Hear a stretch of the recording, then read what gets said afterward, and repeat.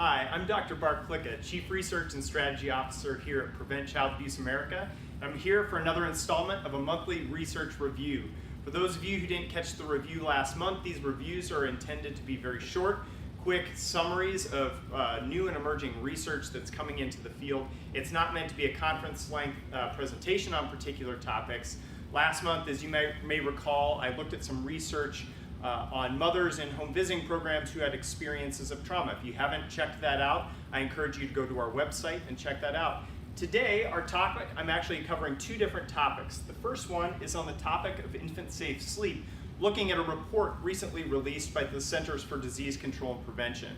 So the American Academy of Pediatrics gives recommendations for infant-safe sleep, and those include having an infant sleep on their back, not sharing a sleeping surface with a child, and avoiding soft bedding.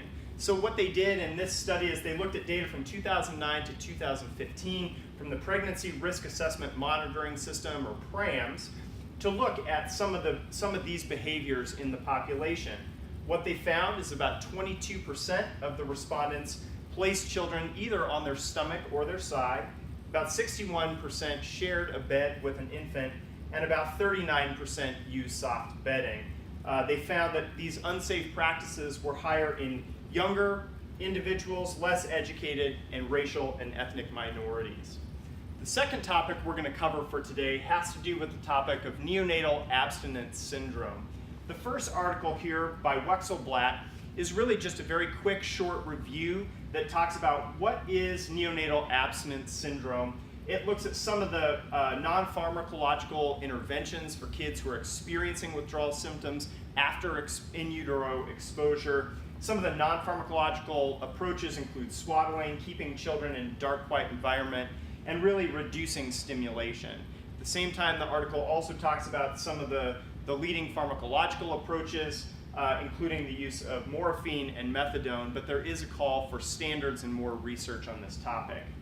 The final article that we're reviewing for this month is by Core and colleagues. And what they were really looking at is the economic burden of neonatal abstinence syndrome in the United States. They had three goals. They were trying to estimate what is the incidence, what is happening with the incidence of neonatal abstinence syndrome.